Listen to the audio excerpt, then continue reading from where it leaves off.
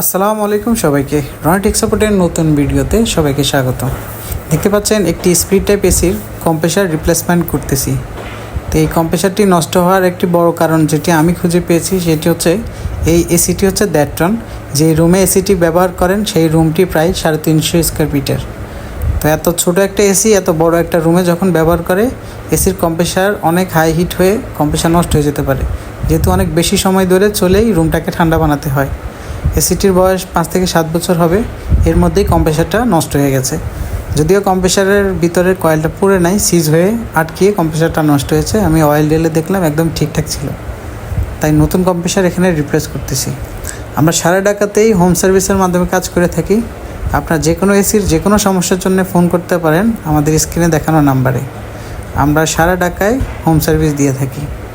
তো এই কম্প্রেসারটি লাগানোর পরে আমরা এসিটি গ্যাস চার্জ করে একদম পারফেক্ট করে দিয়েছিলাম। এসিটি প্রায় নতুনের মতোই পারফরমেন্স করতেছিল।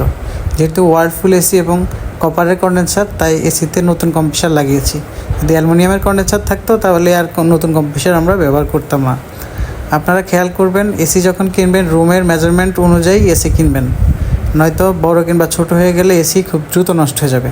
আর চেষ্টা করবেন 6 মাস কিংবা 1 বছর পর পর এসি পরিষ্কার করে রাখতে, তাহলে সহজে আর এসির প্রবলেম হবে না। যখন এসি সার্ভিসিং করাবেন তখন অবশ্যই খেয়াল রাখতে হবে এসির ফ্যানগুলো সব ঠিকঠাকভাবে বাতাস দেয় কিনা। এসির ফ্যান ক্যাপাসিটি স্লো থাকলে ফ্যান স্পিড কম থাকে, ফলে ওভার হিট হয়ে কম্প্রেসার নষ্ট হয়ে যেতে পারে। কিংবা যখন গ্যাস চার্জ করবেন গ্যাসের প্রেশার কম কিংবা বেশি যেন না থাকে। অনেক কাস্টমারই না বুঝেই বলেন যে গ্যাস বেশি করে দেন। গ্যাস বেশি করে দিলে কিন্তু এসির প্রবলেম হয়। এসির যতটুকু গ্যাস লাগবে ঠিক ততটুকুই দিতে হয়, বেশি কিংবা কম দেয়া কোনোভাবেই যায় না। তো আর চেষ্টা করবেন অবশ্যই এসির আউটডোরটা ছাদে কিংবা বারান্দায় রাখতে। ধুলাবালি যুক্ত এলাকাতে এসির আউটডোর বাইরে দিলে অনেক বেশি ধুলাবালি জমে। তাতে করে অনেক ধুলাবালি জমার কারণে এসি গরম হয়ে দ্রুত কম্প্রেসার নষ্ট হয়ে যেতে পারে, নানান সমস্যা হতে পারে। ধন্যবাদ।